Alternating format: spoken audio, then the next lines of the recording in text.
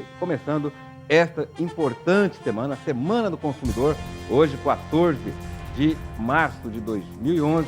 Durante toda a semana nós já anunciamos aqui, você irá acompanhar matérias diárias sobre, é claro, a questão do consumo.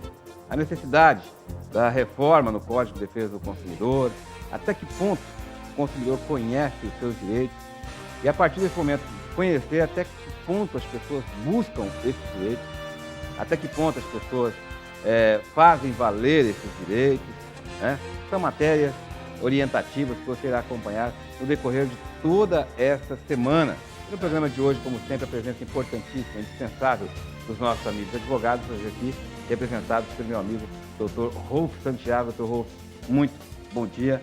Prazer recebê-lo aqui neste início de semana, nessa importante semana do consumidor. Bom dia, Onofre, bom dia, sua equipe, bom dia aos consumidores que hoje nos assistem. Vamos comemorar juntos, não, Onofre, nessa semana, a semana que comemoramos o aniversário do nosso Código de Defesa do Consumidor, essa vitória, essa conquista que é o quê? Esses direitos resguardados ali por essa lei. 21 anos. 21 anos. Nós já alcançamos a maioridade, até mesmo a antiga, Onofre, para não se discutir mais. Não se discutir mais, porque alguns podem discutir que não, que é a partir dos 21 e não a partir dos 18. De qualquer forma, agora já tem a maioridade. Com certeza. Está na hora de a gente conhecer e respeitá-lo, né? Verdade. Principalmente o fornecedor, mas também o consumidor, de conhecê-lo e exercê-lo na sua plenitude. E o nosso objetivo durante essa semana será justamente nesse sentido. A série da Semana do Consumidor. Vamos mostrar por que e como foi criado o CDC, o Código de Defesa do Consumidor no Brasil, e se a população, depois de quase 21 anos, conhece ou faz uso dos seus direitos na relação de consumo. Não é de hoje que existem as relações de consumo. Uma das primeiras delas foi o escambo. Nele, haviam as trocas de mercadorias e o fornecedor, além de vender o produto, era o consumidor final. Mas nem por isso eles estavam livres de problemas. Imagine você trocar suas verduras ou sua saca de arroz por um burro que empaca ou um cavalo pangaré. Código de Defesa do Consumidor. Um conjunto de normas que visa disciplinar as responsabilidades entre o fornecedor e o consumidor final, estabelecendo padrões de conduta, prazos e penalidades. Mas ainda assim, existem problemas.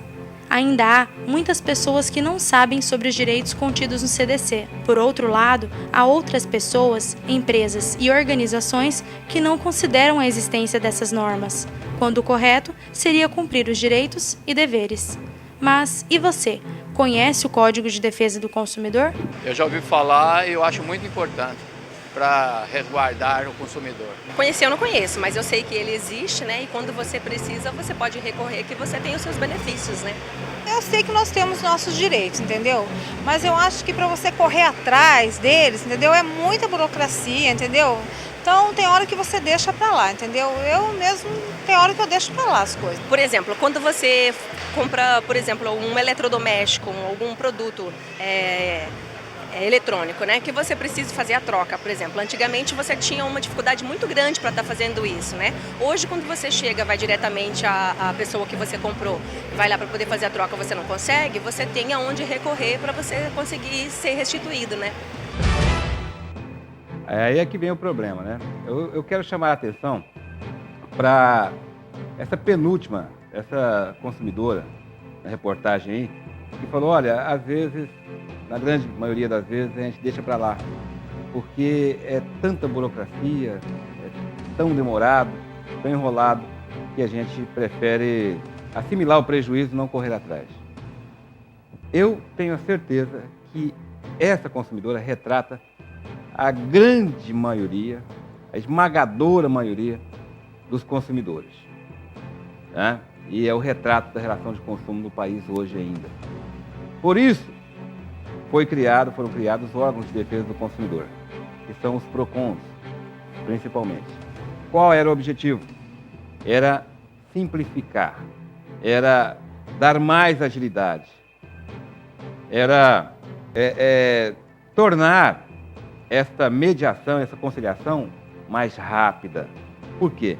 Porque o judiciário, como sempre, entupido de ações, não consegue dar celeridade e muitas vezes não consegue nem dar acesso à maioria das pessoas que precisam resguardar os seus direitos. Por isso foram criados os PROCONs, né? Mas, infelizmente, a situação hoje já chegou a tal ponto, e nós iremos mostrar isso durante a semana em outras reportagens, vocês vão ver aí, que hoje já não está compensando para a população nem procurar o próprio PROCON, porque, infelizmente, burocratizou tanto, mas tanto, que a justiça especial, os juizados especiais, talvez estejam sendo hoje mais rápidos do que o próprio PROCON, Dr. Rolf. Eu ia dizer que não seja talvez, eu me atrevo a dizer que é uma realidade presente. Os juizados hoje nós conseguimos marcar audiência, às vezes dentro do mesmo mês, dependendo do juizado que está mais organizado, dentro do mesmo mês a gente consegue marcar a primeira audiência, conseguimos liminar em questão de dias. Lógico, existe todo um trabalho para que isso seja realizado, mas no PROCON, a primeira audiência, que é a tentativa de conciliação, é marcada para daqui 4, 5, até 6 meses.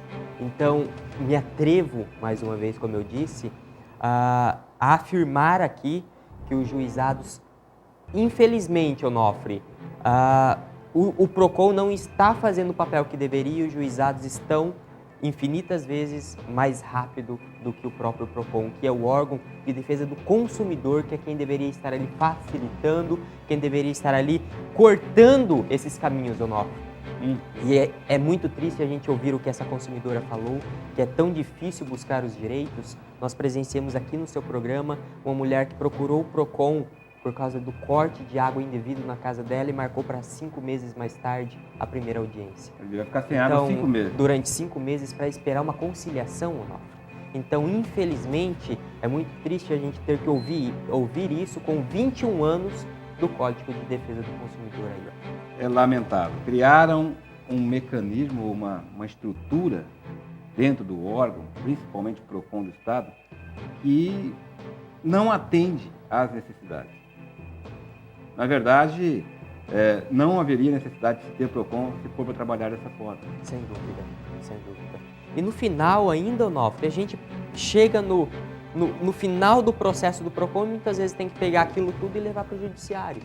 Então você vai ter que rediscutir aquilo ali. Porque o PROCON hoje, ele simplesmente tenta uma composição, só que ele não tem o poder de punição. Ele tem o poder de multa que inúmeras vezes não é aplicado, tá? Então o fornecedor acaba passando por cima de tudo e não é punido. Então perde pouco a sua... Alguns fornecedores nem sequer se dão ao trabalho de irem à audiência de conciliação. E é muito comum acontecer. E não tomam, e eles não sofrem nenhuma penalização por isso. Infelizmente. Vários casos já vieram aqui de que o fornecedor nem compareceu na audiência e aí o consumidor vai ver, nem sequer multado essa empresa foi. Porque não tem contingente, não tem gente para lá fazer a multa. É lamentável.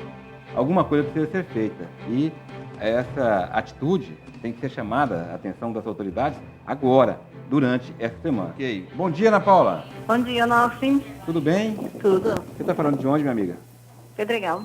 Do Pedregal, nosso vizinho aqui? Isso. Ana, você está com um problema, parece que seu esposo, não é isso? Ele tinha uma dívida com o Banco do Brasil? Isso, ele estava com alguma dívida pendente de um financiamento de uma moto e juntou ao Banco do Brasil. E com condição melhor a gente começou a quitar algumas dívidas, né? Fizemos a quitação do financiamento e ficou do Banco do Brasil que fizemos uma renegociação.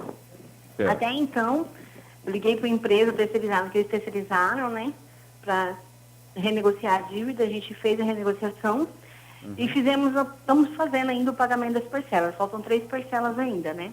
Certo. Mas com 5 dias úteis eles tiraram o nome do SPC, né? Ok. A gente já fez até mesmo um rastreamento seguro pela internet mesmo, para verificar se o nome está limpo mesmo. Está constando, não consta nenhum débito, nem no SPC, nem em Serasa.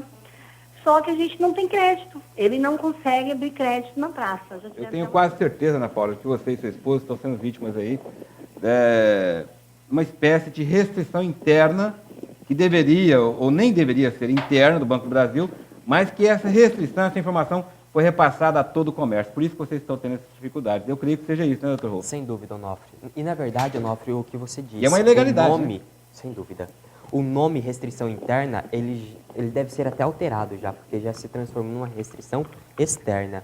Embora o seu nome não esteja mais lá registrado no SPC, Serasa, Cadim, demais órgãos de restrição ao crédito, os serviços de proteção ao crédito que essas empresas contratam, essas empresas, os comerciantes contratam, existe uma forma de consulta que é chamada pré-crédito ou histórico de crédito, onde lá fica registrado todo o histórico daquele CPF ou daquele CNPJ. Então, para que todo o comércio possa ter conhecimento de quanto tempo aquela pessoa, física ou jurídica, ficou devendo em cada lugar que ela comercializou, que ela adquiriu algum crédito nos últimos anos, nos últimos 5 anos ou não. Isso é ilegal, né, Paulo? Sem dúvida. Isso é ilegal, isso vem acontecendo. Isso aí já deve ser os reflexos do aquele cadastro positivo que estão querendo aprovar lá no Congresso. Deve funcionar desse jeito, Ana Paula. Inventaram aí um cadastro positivo que está sendo discutido lá no Congresso, está para aprovação, que se acontecer, vai tornar legal esse tipo de atitude que estão fazendo com você e com seu esposo. Fim da injustiça. Tramita na Câmara Federal o projeto de lei que prorroga a data de vencimento de boletos de cobrança em períodos de greves bancárias. De acordo com a proposta, o vencimento passará para o 5º dia útil após a data de encerramento da paralisação. Assim, o consumidor não vai mais arcar com juros por atraso. Atenção, consumidor! A Prefeitura de Cuiabá não vai conceder mais prazo para o pagamento do Imposto Predial e Territorial Urbano, com desconto de 20%, que venceu no dia 10 de março. A Câmara de Dirigentes Lojistas de Cuiabá, a CDL, fez um requerimento ao Executivo Municipal solicitando mais 30 dias para o pagamento do imposto. Mas o prefeito Chico Galindo, depois de uma análise, não permitiu a prorrogação. Tá? Aí muita gente vai lá, paga, acredita, confia, vai lá e paga, pega o desconto, aí depois vem uma prorrogação, depois vem outra. Isso acaba se construindo também uma falta de respeito com aqueles primeiros que acreditaram na propaganda e também torna-se uma propaganda tanto quanto enganosa, né, doutor? Sem dúvida, Onofre. Agora é importante a gente lembrar, Onofre, que esse ano em especial é um ano mais delicado, onde todo o IPTU, ele mais que dobrou. Tá?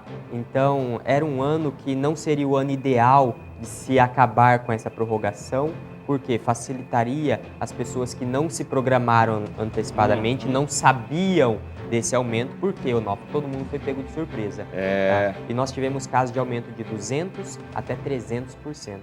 Então, infelizmente... Não é o IPTU que subiu, é o valor venal dos imóveis, né? A variação que é feita, sofreu um aumento significativo. Isso, só que esse valor venal do imóvel, Onofre, que eles alegam, em muitos casos, você não consegue aquele valor no seu imóvel. Então, é arbitrário. Tá? Então, eles alegam que esses imóveis vieram se valorizando nos últimos 5 anos, por isso que teve esse aumento agora. Então, o IPTU tinha que vir aumentando nos últimos 5 anos e não dar uma pancada como foi que aconteceu, né? E por falar, além de não bastasse ter aumentado significativamente, né? A Nilza Teixeira dos Santos reclama aqui da taxa de emolumento, né? Que é comparada à taxa de emissão de boletos. Sim. Né? Ela é equiparada. Muitos dizem, olha, mas isso não é uma relação de consumo, é uma relação tributária. A prefeitura, né? Você não está comprando serviço, você está pagando imposto, tributos. Sim. Então, não se encaixa aí o Código de Defesa do Consumidor com relação à não cobrança da taxa de emissão de boletos. Não é boleto. Você está pagando um emolumento por aquele carnê que lhe é confeccionado. No entanto, Onofre, a lei ela é bem clara, que quando ela diz que não existe uma lei específica, se aplica uma, outra por analogia. Por analogia. Então, por analogia, deve ser aplicado sim, Onofre.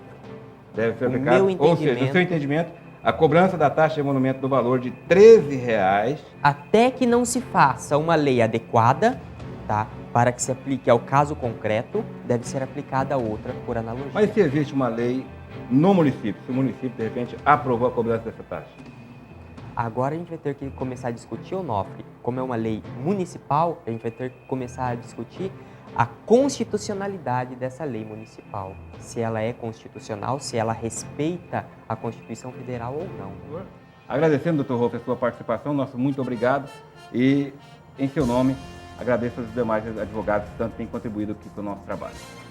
Bom dia, Onofre, bom dia a toda a sua equipe e aos consumidores que hoje nos assistiram. Um abraço a todos. A você...